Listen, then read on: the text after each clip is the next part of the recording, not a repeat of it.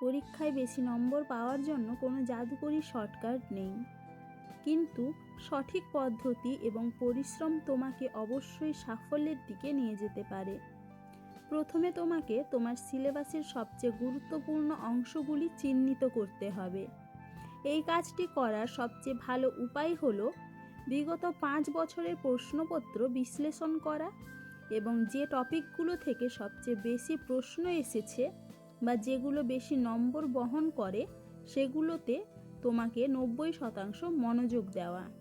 এরপর তোমাকে শুধুমাত্র পড়ার ওপর নির্ভর না করে সক্রিয় স্মরণ এবং স্থান ব্যবধান পুনরাবৃত্তি এই দুটি কৌশলকে কাজে লাগাতে হবে।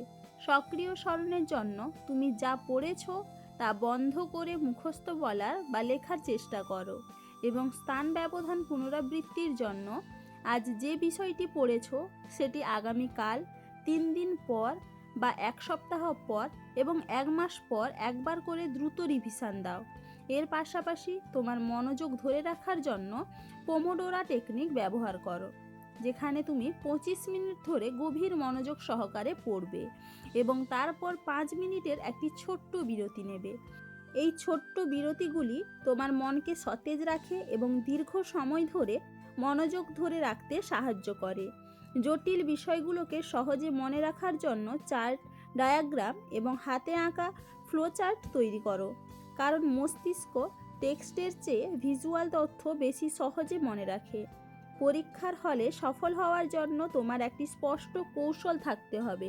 তোমার স্টাডি রুটিনকে কার্যকারী করতে এক রৈখিক বনাম চক্রাকার এই ধারণাটি প্রয়োগ করো।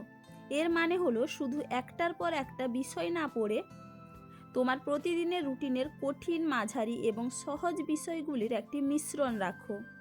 যেমন সকালে যদি তুমি গণিতের কঠিন সূত্র নিয়ে বসো, তবে দুপুরে সাহিত্যের একটি সহজ অধ্যায় এবং সন্ধ্যায় বিজ্ঞানের মাঝারি গোছের কোনো বিষয় পড়ো। এই চক্রাকার পদ্ধতি তোমার মস্তিষ্কের বিভিন্ন অংশকে উদ্দীপিত করে এবং পড়াশোনার একঘেয়েমি দূর করে। উচ্চ নম্বর পাওয়ার জন্য শুধুমাত্র টেক্সট বুক পড়াই যথেষ্ট নয়, তোমাকে অবশ্যই মাল্টিপল সোর্স বা একাধিক উৎস থেকে তথ্য সংগ্রহ করতে হবে। অর্থাৎ তোমার মূল বইয়ের পাশাপাশি ইন্টারনেট থেকে টপিক সম্পর্কিত ভালো আর্টিকেল বা শিক্ষামূলক ভিডিও, যেমন ইউটিউবের লেকচার, দেখে নাও এবং বিভিন্ন লেখকের সহায়িকাগুলি ফলো করো।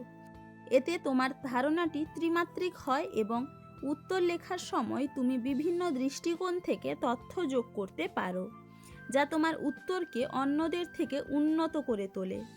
উত্তর লেখার সময় কিওয়ার্ড হাইলাইট করাটা খুব জরুরি। গুরুত্বপূর্ণ সংজ্ঞা, লেখকের নাম বা বৈজ্ঞানিক পরিভাষাগুলো কালো কালি দিয়ে আন্ডারলাইন করে নাও। এতে পরীক্ষকের চোখ দ্রুত গুরুত্বপূর্ণ তথ্যের ওপর পড়ে এবং তোমার নম্বর পাওয়ার সম্ভাবনা বাড়ে।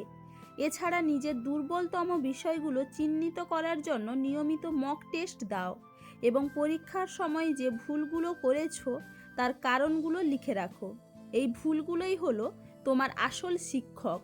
কোনো কঠিন টপিক যদি বুঝতে অসুবিধা হয়, তবে ফেইম্যান টেকনিক ব্যবহার করো। টপিকটি প্রথমে পড়ো, তারপর ভাবো যেন তুমি একজন ক্লাস 5-এর বাচ্চাকে তা শেখাচ্ছ, এবং যদি তুমি তাকে সহজে বোঝাতে না পারো, তবে বুঝবে তোমার নিজের ধারণাটি স্পষ্ট নয়। তখন আবার পড়ো এবং সহজ ভাষায় বোঝানোর চেষ্টা করো। এই পদ্ধতি তোমার ধারণাকে স্ফটিকের মতো পরিষ্কার করে দেবে। পরিশেষে পরীক্ষার ঠিক আগের দিন নতুন কিছু না পড়ে শুধু রিভিশন দাও এবং পর্যাপ্ত ঘুম নিশ্চিত করো, কারণ বৈজ্ঞানিকভাবে প্রমাণিত যে ভালো ঘুম তোমার শেখা তথ্যগুলিকে মস্তিষ্কে সুসংগঠিতভাবে সংরক্ষণ করতে সাহায্য করে, যার ফলে পরীক্ষার সময় দ্রুত সঠিক উত্তর মনে আসে।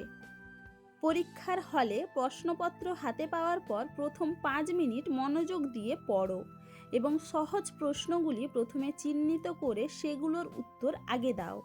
এতে তোমার আত্মবিশ্বাস বাড়বে এবং সময়ের চাপ কমবে। সবশেষে তোমার উত্তরপত্রের পরিচ্ছন্নতা বজায় রাখো, কাটাকাটি এড়িয়ে চলো এবং উত্তরগুলো পয়েন্ট আকারে লেখো।